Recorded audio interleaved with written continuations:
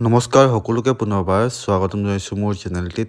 আজি মই চৰকাৰী চাকৰিয়াল তথা পেঞ্চনাৰ সম্পৰ্কে এটি গুৰুত্বপূৰ্ণ ইনফৰমেশ্যন লৈ আহিছোঁ। ভিডিঅ'টি আৰম্ভ কৰাৰ আগত সকলোকে এটি ৰিকুৱেষ্ট, আপোনালোকে কাইণ্ডলি মোৰ ভিডিঅ'টি স্কিপ নকৰাকৈ শেষলৈকে চাই থাকিব। নতুন বছৰত ডিএ বৃদ্ধিৰ লগতে অষ্টম দৰমহা আয়োগ সম্পৰ্কে কৰ্মচাৰীসকলৰ মাজত আলোচনা তুংগত আছে।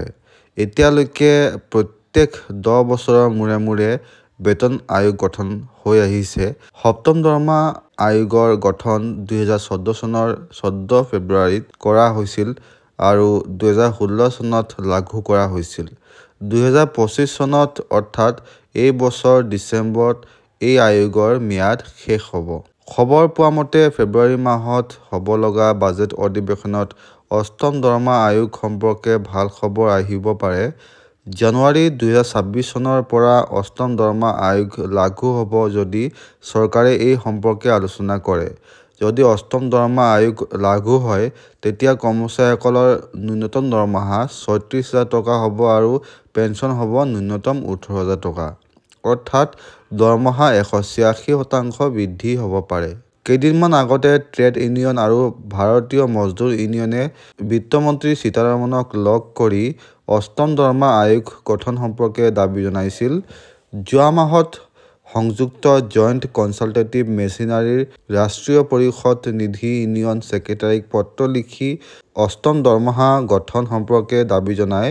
পত্ৰখনত লিখা অনুসৰি সপ্তম দৰমহা আয়োগ গঠন হোৱা 9 বছৰ চলি আছে।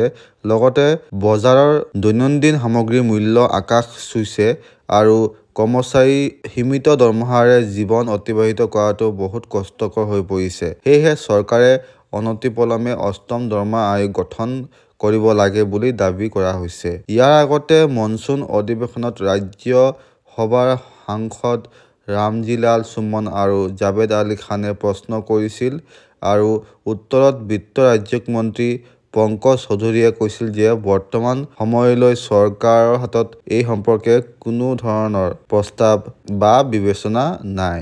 আপোনালোকক ক'ব বিচাৰো যে দৰমহা আয়োগৰ জৰিয়তে চৰকাৰী কৰ্মচাৰীসকলৰ মৌলিক দৰমহা মৰগেবানচ এই সম্পৰ্কে সমীক্ষা চলাই কৰ্মচাৰীসকলৰ দৰমহা পুনৰ গঠন লগতে কৰ্মচাৰীসকলে বৰ্তমান সময়ত মুদ্ৰাস্ফীতিৰ লগত মোকাবিলা কৰিব পাৰে আৰু কৰ্মচাৰীসকলৰ জীৱন যাপন মানদণ্ড উন্নত মানৰ হয়। এই গোটেইখিনি দৰমহা আয়োগত আলোচনা কৰি দৰমহা বৃদ্ধিৰ সিদ্ধান্ত লোৱা হয়। এয়া আছিলে আজিৰ ইনফৰমেশ্যন। আশা কৰিছোঁ আপোনালোকে মোৰ ভিডিঅ'টি চাই উপকৃত হৈছে। লগ পাম আন এটি ভিডিঅ'লৈ, তেতিয়ালৈকে stay fit stay healthy. Bye bye. জয় আই অসম, জয় হিন্দ।